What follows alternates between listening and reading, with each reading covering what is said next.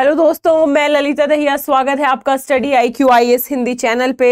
दोस्तों, सबसे पहले मैं आप लोगों को बता दूं कि 14 फरवरी से पहला लाइव फाउंडेशन बैच आ रहा है study IQ IAS Hindi team की तरफ से, और आप इस बैच को स्टडी IQ ऐप या स्टडी IQ वेबसाइट पे जाके परचेज कर सकते हैं।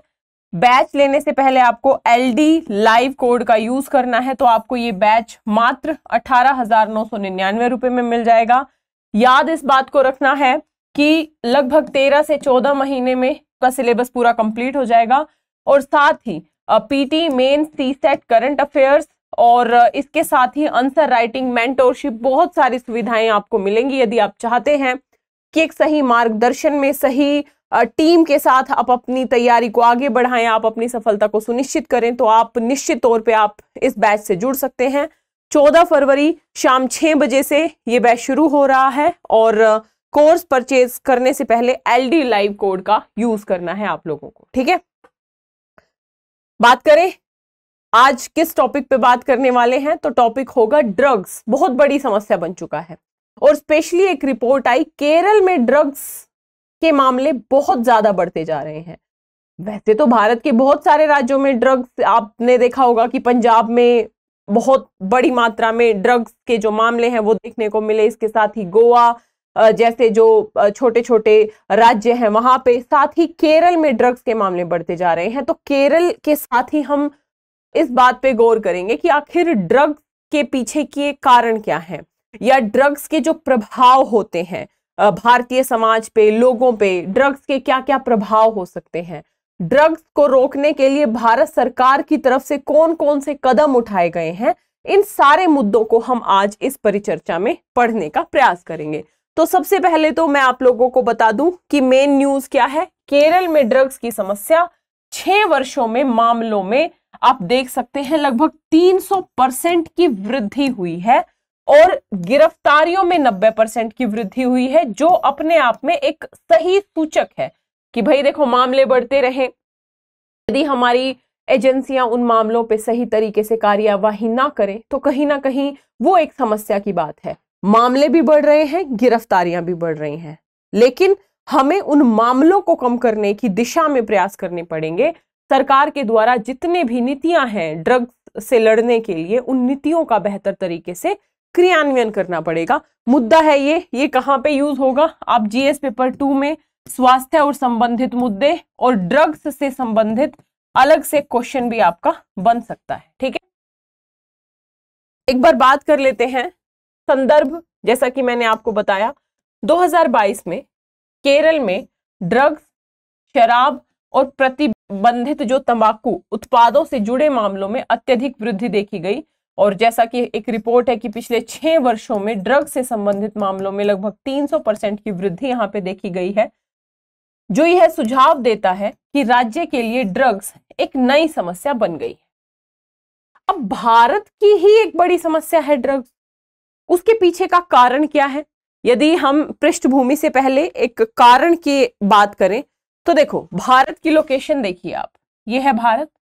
भारत की लोकेशन देखोगे तो भारत के इस साइड है गोल्डन क्रिसेंट और इस साइड है गोल्डन ट्रायंगल।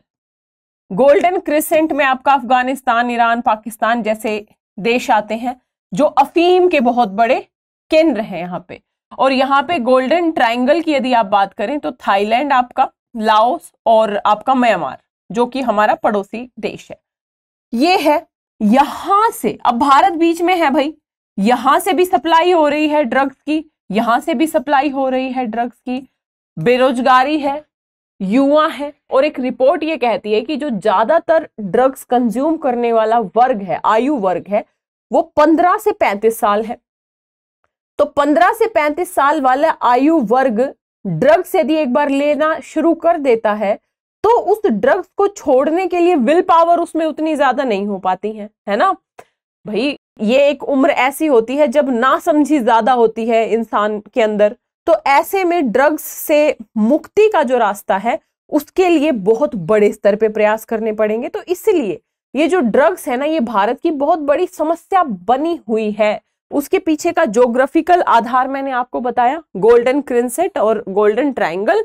तो बड़ी मात्रा में, आप चाहो तो आपको बड़ी मात्रा में, यदि यहां पे देखोगे ना तो पाकिस्तान के रास्ते होता हुआ राजस्थान, यहाँ पे आपका पंजाब, हिमाचल प्रदेश, हरियाणा के माध्यम से ये ड्रग्स आता है।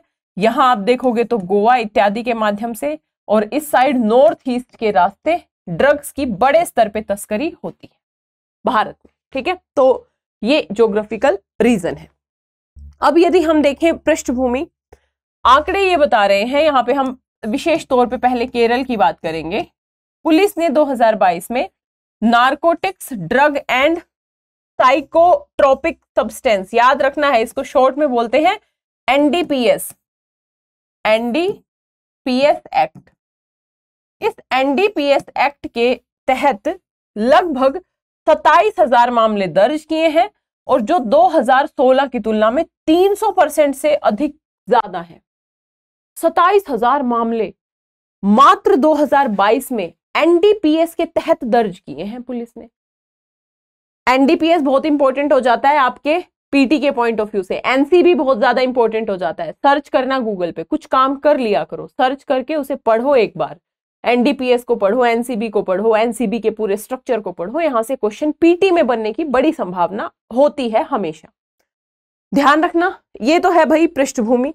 यदि हम पिछले वर्ष की तुलना में देखें, 2022 में जब्त किए गए गांजे की मात्रा में गिरावट आई थी, लेकिन हेरोइन, चरस और हशीश, ये बेसिकली ड्रग्स के अलग अलग प्रकार हैं, इनकी जब्ती बढ़ी है। ये है जी पृष्ठभूमि। अब देखें कि जो बड़े हब हैं जहां से केरल में बड़े मात्रा में सप्लाई हो रही है ड्रग्स की, एक है बेंगलुरु और एक है गोवा। ये प्रमुख हब है जहां से ड्रग्स मंगाई जाती है, और भांग किशोरों द्वारा इस्तेमाल की जाने वाली मुख्य दवा है। भांग तो आपने देखा होगा, भांग लेकिन ना बेसिकली सस्ती ड्रग है, जैसे हीरोइंस वगैरह है ना, ये बहुत महंगी ड्रग्स हैं। अभी आपने देखा होगा एक ऑपरेशन गियर बॉक्स चला है डीआरआई के द्वारा, ऑपरेशन गियर बॉक्स के माध्यम से लगभग 40 किलो ड्रग्स, ये जो हीरोइन है, ये बरामद की गई, जिसकी वैल्यू पता है कितनी है? लगभग 200 करोड़। इतनी महंगी ड्रग्स है, लेकिन उसका कंजप्शन बड़ी मात्रा में होता है। पैसा कहाँ जाता है? पैसा जाता है जितने भी ह्यूमन ट्रैफिकिंग को बढ़ावा देने वाले संगठन हैं, आतंकवाद को बढ़ावा देने वाले संगठन हैं, उन्हीं के पास जाता है। तो हम ये कह सकते हैं कि एक तो ये ड्रग्स युवाओं के ऊपर अपनी मार दे रहा है, भाई युवा मर रहे हैं, युवा परेशान हो रहे हैं, युवा प्रभावित हो रहे हैं। दूसरी तरफ इससे जो पैसा है वो कहाँ जाता है? आतंकवादी संगठनों के पास जाता है। ह्यूमन ट्रैफिकिंग को जो बढ़ावा दे रहे हैं, जो गलत काम कर रहे हैं मोटे तौर पे, उन संगठनों को मजबूती मिलती है। तो ये बहुत बड़ी समस्या है, छोटी मोटी समस्या नहीं है। यदि हम यहाँ पे पर्टिकुलर केरल की बात कर रहे हैं, तो केरल में नशीली दवाओं से संबंधित मामलों में लगातार वृद्धि, और साथ ही छापे और कार्यवाही में भी वृद्धि है। जैसा कि बताया कि भाई गिरफ्तारियां भी बड़ी मात्रा में हो रही हैं। युवाओं की बात करें तो जितनी भी सिंथेटिक और मनोरंजक दवाएं होती हैं या जो ड्रग्स होते हैं, युवाओं में उनकी लत बढ़ रही है। एक आप देखोगे कि बेरोजगारी एक बहुत बड़ी समस्या है। अवसाद से निजात पाने के लिए युवा, जो कि एक बहुत गलत रास्ता है कि भाई अवसाद है, अकेलापन है, एकाकीपन है, स्ट्रेस है, डिप्रेशन है, तो इन सब के कारण जो ड्रग्स की वैल्यू है या जो ड्रग्स की मांग है वो बढ़ रही है युवाओं में। तो ये एक बहुत बड़ी, या हम कहें कि एक बहुत गंभीर समस्या है भारत के सामने। भारत में यदि हम नशीली दवाओं की लत की समस्या का पैमाना देखें, यदि ओवरऑल अब बात करते हैं, ओवरऑल केरल को छोड़ते हैं, केरल तो हमारी न्यूज का एक आधार था। यूएनओडीसी है, United nation office drugs and crime, यानी ड्रग्स एंड क्राइम पर ही एक यूएन की एजेंसी है। ये ड्रग रिपोर्ट देती है बेसिकली, और इसकी वर्ल्ड ड्रग रिपोर्ट 2022 के अनुसार दुनिया में लगभग, आंकड़ा देखना, 284 मिलियन लोग, समझ रहे हो कितनी बड़ी संख्या है? 284 मिलियन लोग ड्रग्स का उपयोग करते हैं। इस ही रिपोर्ट में यह दावा किया गया है कि भारत दुनिया के सबसे बड़े अफीम बाजारों में से एक है, और अधिकांश नशेड़ी, मतलब जो ड्रग्स वगैरह का उपयोग करते हैं, ये 15 से 35 वर्ष की आयु वर्ग के बीच हैं, और बेरोजगारी एक बड़ा कारण है। ये सारी बातें इसमें कही। भारत अफीम का सबसे बड़े बाजारों में से एक है। यानी अफीम की डिमांड है, ड्रग्स की डिमांड है, और सप्लाई हमारे बिल्कुल बगल में बैठी है। मैंने अभी आपको समझाया गोल्डन क्रिंसेट एंड गोल्डन ट्रायंगल। और भारत में मांग है, तो मांग एंड सप्लाई बराबर चल रही है। अब इसको तोड़ने की जरूरत है, उसके लिए सरकारें भी प्रयास करें, लोग भी प्रयास करें, तब जाके काम चलेगा। एनीवे, ये रिपोर्ट है यूएनओडीसी की, तो ये भी इंपॉर्टेंट एक संगठन है, ध्यान रखना आपके पीटी के पॉइंट ऑफ व्यू से। ये जो मैं आपको पीटी लिखती हूं ना, इनको एक बार सरसरी निगाह से कम देख लिया करो कि ये क्या काम करता है, कौन सी रिपोर्ट। अब आपको दे देगा वर्ल्ड ड्रग रिपोर्ट, कौन देता है? तो ध्यान रखना यूएनओडीसी देता है। तो ये छोटी छोटी बातें हैं आपके एग्जाम के पॉइंट ऑफ व्यू से। अब यदि हम बात करें कि भारत में जब्त की गई सभी अवैध दवाओं या जो ड्रग्स है ना, उनमें से 60% से अधिक पंजाब से हैं। पंजाब में तो ऑब्वियसली ड्रग्स की बहुत बड़ी, अब मूवी भी बनी है उड़ता पंजाब, देखी होगी आपने। तो ड्रग्स की सप्लाई, ड्रग्स की मांग, ड्रग्स की गिरफ्त में जो युवा हैं वो पंजाब में बहुत बड़ी मात्रा में देखने को मिलेंगे। और समस्या पता है क्या है, अब ये ना किसी केंद्रीय मतलब किसी एक क्षेत्र तक सीमित नहीं रह गया है। पंजाब है, गोवा है, बेंगलोर है, केरल है, अन्य राज्यों में भी, नॉर्थ ईस्ट है ना। तो बड़ी मात्रा में ड्रग्स की गिरफ्त में है युवा, ध्यान रखिएगा इस बात को।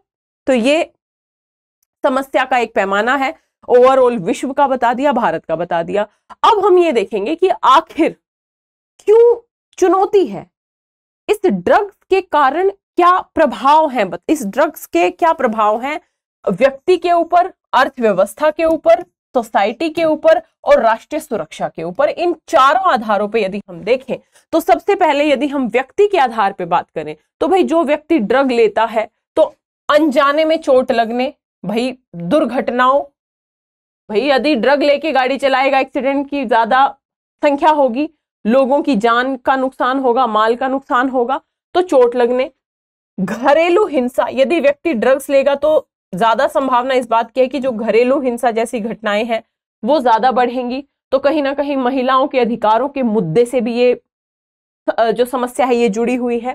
साथ ही चिकित्सा समस्याओं और मृत्यु का उच्च जोखिम होता है। यानी मोटे तौर पे हम कहें कि व्यक्तिगत नुकसान है, इससे देखा आपने किस तरीके से व्यक्तिगत नुकसान है, कहीं ना कहीं महिलाओं का भी नुकसान है। साथ ही यदि हम दूसरा देखें, मानसिक स्वास्थ्य पे प्रभाव पड़ेगा। ड्रग्स की यदि समस्याएं बढ़ेंगी तो नशीली दवाओं पर निर्भरता कम करने, कम आत्मसम्मान और निराशा की ओर ले जाती है। जब बार बार व्यक्ति ड्रग्स लेता है वो छोड़ नहीं पाता है, तो कहीं ना कहीं निराशा की ओर चला जाता है। आपराधिक गतिविधियां बढ़ती हैं। जब आपराधिक गतिविधियां बढ़ेंगी, भाई व्यक्ति ड्रग्स ले रखा है, वो एक तरीके से आपराधिक गतिविधियों के प्रति ज्यादा सुबेध्य हो जाता है, वो ज्यादा आपराधिक गतिविधियां करेगा, है ना।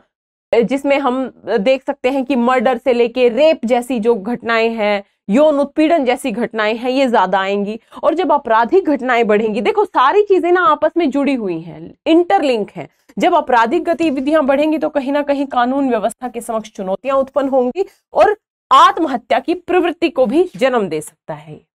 यानी व्यक्ति निराशा की ओर जाएगा, आत्महत्या की घटनाएं बढ़ेंगी, अपराध की घटनाएं बढ़ेंगी, कानून व्यवस्था के समक्ष चुनौतियां उत्पन्न होंगी। और जब कानून व्यवस्था के समक्ष चुनौतियां उत्पन्न होंगी तो कहीं ना कहीं पूरा का पूरा समाज प्रभावित होगा इससे, है ना। यानी ड्रग्स का व्यक्ति विशेष पे प्रभाव है, ड्रग्स का महिलाओं पे प्रभाव है, घरेलू हिंसा बढ़ रही है, ड्रग्स का व्यक्ति के जीवन पे प्रभाव है, आत्महत्या की प्रवृत्तियां बढ़ रही हैं, अपराध बढ़ रहे हैं, कानून व्यवस्था एक तरीके से के ऊपर नकारात्मक प्रभाव पड़ रहा है। तो ये सारे प्रभाव हमें पता होने चाहिए जब हम मेंस में लिखते हैं। तो सारी बातों का ये नहीं होना चाहिए कि हम बैठ के सोचे, तो सारी चीजें दिखती हैं आपको ड्रग्स से। और क्या होता है भाई, आर्थिक क्षमता गंभीर रूप से प्रभावित होती है। एक व्यक्ति कमाता है थोड़ा बहुत और ड्रग्स, भाई जिसे गांजा पीने की आदत है, अफीम पीने की आदत है, वो चाहेगा कि बस मिल जाए किसी तरीके से गांजा अफीम, तो उसकी जो अन्य आर्थिक गतिविधियां हैं वो नकारात्मक तौर पे प्रभावित होंगी। क्योंकि वो जो थोड़ा बहुत भी कमाता है वो ड्रग्स पे जाएगा,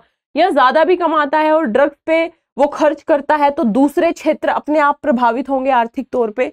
उदाहरण के लिए कार्यबल का हिस्सा बनने में विफल रहते हैं, दोहरा प्रभाव पड़ता है इसमें। एक तो ड्रग्स से पैसा आया, मतलब एक तो जो व्यक्ति कमाता है उसे ड्रग्स पे लगा दिया, आर्थिक गतिविधियों में दूसरियों में नहीं लगाया तो अर्थव्यवस्था पे प्रभाव पड़ा, उस व्यक्ति के जीवन स्तर पे भी प्रभाव पड़ा, उसके परिवार पे भी प्रभाव पड़ा। दूसरा प्रभाव होता है कि जब व्यक्ति ड्रग्स लेता रहेगा तो वो सक्षम रह पाएगा क्या काम करने में? सक्षम नहीं रह पाएगा, यानी वो कार्यबल का हिस्सा बनने में विफल हो गया। उस व्यक्ति की ओवरऑल आर्थिक ग्रोथ जो होनी चाहिए थी वो रुक जाएगी। तो कहीं ना कहीं आर्थिक क्षमता पे, अर्थव्यवस्था पे इसका बुरा प्रभाव पड़ता है। और सबसे बड़ा दुष्प्रभाव हमें दिखता है, यानी ये एक तरीके से कोई वैध व्यापार तो है नहीं, ये तो अवैध व्यापार है। इस अवैध व्यापार से जो भी अर्जित धन है उसका उपयोग कहाँ हो रहा है? भाई अवैध व्यापार से जो भी अर्जित धन होगा उसका उपयोग वैध व्यापारों में तो होगा नहीं, अवैध या गलत कामों में प्रयोग होगा। तो जो इस धन का प्रयोग होता है वो आतंकवादी संगठनों, ह्यूमन ट्रैफिकिंग से जुड़े हुए जो संगठन हैं उनकी सहायता के लिए किया जाता है। और ये कहीं ना कहीं जो आतंकवादी संगठन है या अन्य जो संगठन है ये देश की रक्षा और सुरक्षा के समक्ष एक बहुत बड़ा खतरा है, यानी कहीं ना कहीं ये देश की रक्षा सुरक्षा से भी जुड़ता हुआ मुद्दा है। जो फंडिंग है इसको रोकना बहुत जरूरी है, ठीक है, ताकि राष्ट्रीय सुरक्षा के समक्ष भी खतरा उत्पन्न ना हो। तो ये हमने ओवरऑल प्रभाव देखे हैं किसके? ड्रग्स के। ध्यान रखिएगा, अच्छे से समझ में आए होंगे और टिप्स पे होने चाहिए। अगली बात हमको ये देखनी है कि ठीक है भाई बहुत बड़ी समस्या है, तो सरकार इस समस्या के समाधान के लिए क्या क्या उपाय कर रही है, उपायों का भी हमें पता होना चाहिए कि क्या क्या किया सरकार ने।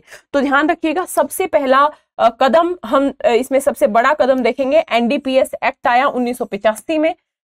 इस एक्ट के तहत मादक पदार्थों की तस्करी और नशीली दवाओं के दुरुपयोग से लड़ने की प्रमुख जिम्मेदारी दी गई है। यानी इस एक्ट के तहत बेसिकली ड्रग्स का संकेंद्रण ना हो, ड्रग्स का व्यापार ना हो, है ना, ड्रग्स का लेन देन ना हो, तो इन सब कार्यों को रोका गया है इस एक्ट के तहत। 1986 में बेसिकली नारकोटिक्स कंट्रोल ब्यूरो का भी गठन कर दिया गया था। जो ये एनसीबी है ना, ये बहुत इंपॉर्टेंट है, ध्यान रखना दोस्तों, ये हमेशा चर्चा में रहता है। आपने देखा होगा जब सुशांत आत्महत्या वाला मामला आया तो सुशांत आत्महत्या के मामले के बाद आपने देखा होगा एनसीबी काफी चर्चा में रहा था, ठीक है। एनसीबी चर्चा में रहा तो एनसीबी पीटी के पॉइंट ऑफ व्यू से इंपॉर्टेंट हो गया। तो आपको देखना है कि पहला कदम है एनडीपीएस एक्ट लेके आई है सरकार, और जितने भी ड्रग से संबंधित मामले होते हैं एनसीबी बहुत एक्टिव रोल उसमें प्ले करती है और एनडीपीएस एक्ट के तहत कार्यवाही होती है। पहला सरकार का प्रयास है। दूसरा आप देखोगे नशा मुक्त भारत अभियान चला है, इसे एनएमबीए भी बोलते हैं, नशा मुक्त भारत अभियान। 2020 में सामाजिक न्याय और अधिकारिता मंत्रालय ने समस्या का समाधान करने के लिए 272 सबसे कमजोर जिलों में, यानी ऐसे जिलों की पहचान की गई जहां पे ड्रग्स एक बहुत बड़ी समस्या है, नशीली दवाएं बहुत बड़ी समस्या है, ऐसे जिलों में, और 272 जिले चिन्हित किए गए, वहां पे बेसिकली नशा मुक्त भारत अभियान चलाया जा रहा है। दूसरा उपाय, अगला और क्या कर रही है सरकार, जो हमारा ministry of social justice and basically अधिकारिता मंत्रालय है, सामाजिक न्याय और अधिकारिता मंत्रालय ही है, इसने 2018 से 2025 के लिए ड्रग्स डिमांड रिडक्शन NAPDDR के लिए एक राष्ट्रीय कार्य योजना का क्रियान्वयन शुरू किया है। ध्यान रखना, आपसे पूछे कि भाई सबसे पहले ड्रग्स डिमांड रिडक्शन जो कार्य योजना है ये कब से कब तक की है? 2018 से 2025 तक की, और किसने चलाई है? तो सामाजिक न्याय और अधिकारिता मंत्रालय ने। ये भी बेसिकली ड्रग्स की डिमांड के रिडक्शन के लिए है कि भाई ड्रग्स की डिमांड कम हो, जो नशे में गिरफ्त युवा हैं उनको कैसे मुक्ति दिलाया जाए, नशा मुक्त केंद्र इसके लिए बनाए गए हैं। तो ये एक कार्य योजना है सामाजिक अधिकारिता मंत्रालय के द्वारा, तो इसको भी आप उपाय में लिख सकते हैं कि भाई सरकार ये भी उपाय कर रही है। और क्या कर रही है सरकार ने? 2016 में नार्को कोऑर्डिनेशन सेंटर बनाए थे। बेसिकली ये जो नार्को कोऑर्डिनेशन सेंटर थे ये भी जो ड्रग्स की गिरफ्त में जो लोग हैं उनको मुक्ति कैसे मिले, कैसे समाधान हो इस समस्या का, उसका काम करेंगे। इसके साथ ही ओवरऑल और क्या कर रही है सरकार? नशीली दवाओं के अवैध व्यापार से निपटने, जो व्यसनी है यानी जो ड्रग्स को कंज्यूम करते हैं लोग, उनका कैसे पुनर्वास हो, उनको कैसे लत उनकी छुड़ाई जाए ड्रग्स को लेने की, तो उनके पुनर्वास पे सरकार की अलग अलग नीतियां हैं। जनता को शिक्षित करने के लिए अलग अलग मिशन चलते हैं, नशा मुक्ति अभियान, जनता को शिक्षित किया जाए समय समय पे कि भाई अलग अलग जो ब्रांड एम्बेसडर बनाए जाते हैं, इसके अलग अलग जो रोल मॉडल हैं वो प्रेरित करें लोगों को, युवाओं को कि भाई नशा नहीं करना चाहिए। तो इस तरीके के अलग अलग अभियान सरकार द्वारा लगातार चलाए जा रहे हैं। और इन अभियानों के अलावा दवाओं के दुरुपयोग के नियंत्रण के लिए एक राष्ट्रीय कोष का भी गठन किया गया है। यानी ये जो राष्ट्रीय कोष है ये डेडिकेटेड तरीके से बनाया गया है नशे मुक्त अभियान के तहत। यानी जो ड्रग्स की गिरफ्त में है उनका पुनर्वास कैसे करना है, उनको रोजगार में कैसे लगाना है, अलग अलग अभियान कैसे चलाने हैं, तो डेडिकेटेड राष्ट्रीय कोष भी बनाया गया है। तो यदि आपसे पूछे सरकार क्या कर रही है, तो सरकार बड़े स्तर पे, चाहे वो एनडीपीएस एक्ट है, चाहे वो एनएमबीए है, चाहे वो राष्ट्रीय कार्य योजना है ड्रग्स डिमांड रिडक्शन को लेके, नार्को कोऑर्डिनेशन सेंटर है, पुनर्वास के कार्यक्रम हैं, जनता को शिक्षित या जागरूक बनाने के कार्यक्रम हैं, ओवरऑल राष्ट्रीय कोष का गठन किया गया है। तो इस तरीके से सरकार चुप नहीं बैठी है, सरकार बड़े स्तर पे प्रयास कर रही है ताकि जो ये मांग है ड्रग्स की ये कम हो, जो युवा गिरफ्त में है वो इस गिरफ्त से रिहा हो, एक तरीके से उनका पुनर्वास किया जाए, है ना। तो ये सारी चीजें आपको बिल्कुल याद रखनी चाहिए। अब यदि हम एक बार देख लें कि कुछ हमें केस स्टडी याद रखनी होती है कि जिनको हम अपनी आंसर राइटिंग में यूज कर सकते हैं। जैसे इसमें एक पुर्तगाली मॉडल हमें ध्यान रखना है। पुर्तगाल ना दुनिया का पहला देश बन गया है जिसने सभी अवैध दवाओं के कब्जे और उपयोग को काफी हद तक कम कर दिया है। पुर्तगाल में आपको ड्रग्स से रिलेटेड जो समस्याएं हैं काफी कम दिखेंगी, उसके लिए बड़े स्तर पे प्रयास किए गए। और इस प्रयास का एक बड़ा आधार ये है कि जो ऐसे ड्रग्स के मुद्दे हैं उनको अदालत में भेजने के बजाय क्या किस पे जोर दिया जाता है, शिक्षा पे, यानी शिक्षित किया जाए, और जो लोग इसकी गिरफ्त में हैं उनका उपचार किया जाए, उनका पुनर्वास बड़े स्तर पे किया जाए। इसके साथ ही जो नुकसान में कमी है यानी उनके रोजगार इत्यादि की व्यवस्था की जाए। मोटे तौर पे जो पुर्तगाली मॉडल है वो गिरफ्तारी की बजाय कि भाई कोई व्यक्ति ड्रग्स में संलिप्त पाया गया, बड़ी बड़ी यदि संख्या या फिर कुछ संदिग्ध बड़े खतरनाक व्यक्ति, खतरनाक संगठन है तो अलग बात है। नॉर्मल व्यक्ति यदि गिरफ्त पाया गया नशे में तो फिर उसके पुनर्वास पे ज्यादा ध्यान दिया जाता है और ये मॉडल वहां पे काफी हद तक सफल हुआ है। हम एक सजेशन दे सकते हैं कि इस तरीके के मॉडल को हम भी अपना सकते हैं, हालांकि हम बड़ी संख्या में अपना भी रहे हैं, है ना। ध्यान रखना, तो ये ध्यान रखना है आपको। एग्जाम्पल यदि आप अपनी आंसर राइटिंग में कोट करते हो तो उसका फायदा होता है। ध्यान रखना, गियर बॉक्स ये एक घटना है बेसिकली। आप इसको भी ध्यान रख सकते हो कि ऑपरेशन गियर बॉक्स शुरू किया था किसने, डीआरआई ने। अभी कलकत्ता पोर्ट पे लगभग, मैंने आपको क्लास की शुरुआत में बताया था, 40 केजी हीरोइन जिसकी वैल्यू लगभग 200 करोड़ है वो पकड़ी गई। गियर होते हैं ना, पुराने जो मशीनें होती हैं उनके जो होल होते हैं उसमें छिपा के लाया जा रहा था बड़ी मात्रा में हीरोइंस को। तो इस तरीके के ऑपरेशंस चलाए जा रहे हैं ताकि तस्करी ना हो ड्रग्स की बड़े स्तर पे, है ना। तो इस तरीके के प्रोग्राम्स भी आपको ध्यान रखते हैं। तो मोटे तौर पे आपको समझ में आ गया होगा ड्रग्स से रिलेटेड क्या मुद्दा है। केरल की यहाँ पे बात हुई, किस तरीके से संख्या बढ़ी है ड्रग्स कंज्यूम करने वालों की, समस्या का पैमाना हमने देखा कि यूएनओडीसी की जो ड्रग रिपोर्ट है वो क्या कहती है, इस रिपोर्ट के आंकड़े हमने देखे, क्या प्रभाव पड़ते हैं ड्रग्स के व्यक्ति पे, समाज पे, अर्थव्यवस्था पे, राष्ट्र की सुरक्षा पे। इन सारे एंगल्स को देखने के बाद हमने देखा कि कौन कौन से सरकार ने उपाय किए हैं। इन उपायों के बाद हमने देखा कि और क्या किया जा सकता है। तो हम पुर्तगाली मॉडल को भी ऐड कर सकते हैं अपने उपायों में, जो कि हम काफी हद तक कर भी रहे हैं।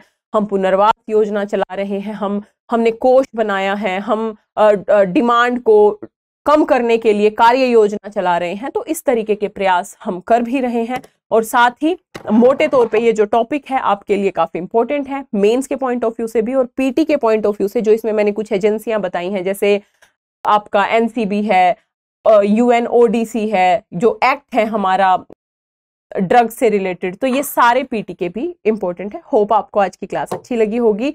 याद रखिएगा दोस्तों, मैं डेली सुबह 9 बजे लाइव आ रही हूं। अंतरराष्ट्रीय संबंधों की क्लासेस हमारी शुरू हैं। यदि आपको अंतरराष्ट्रीय संबंध समझ में नहीं आते, आपने अभी कवर नहीं किए हैं, तो आप सुबह 9 बजे की लाइव क्लास में मेरे साथ जुड़ सकते हैं। इसके साथ ही 14 फरवरी से बैच शुरू हो रहा है। फटाफट स्टडी IQ ऐप या स्टडी IQ वेबसाइट पे जाके इसे परचेज कर लें। मात्र 18,999 में आपको ये बैच मिल जाएगा यदि आप LD लाइव कोड का प्रयोग करते हैं। तो आपको LD लाइव कोड का प्रयोग करना है। तो स्वस्थ रहिए, मस्त रहिए। वीडियो को लाइक जरूर कीजिए, शेयर जरूर कीजिए, चैनल को सब्सक्राइब कीजिए। जय हिंद, जय Bharat, all the best. Hindi में यूपीएससी की तैयारी से संबंधित प्रोग्राम्स को देखने के लिए सब्सक्राइब करें स्टडी IQ IAS हिंदी।